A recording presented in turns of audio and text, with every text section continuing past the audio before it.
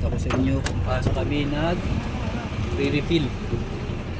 Paano kami nagre-refill ng aming tangke.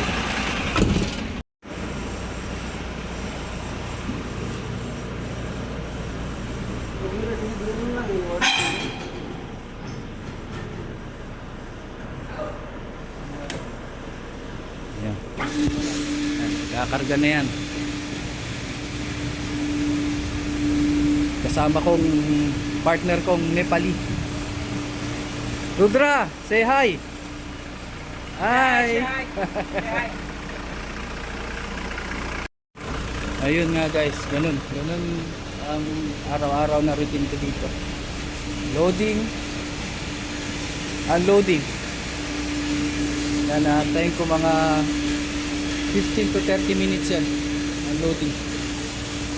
Yan lang guys. Gandang umaga sa inyong lahat. Salamat sa panonood.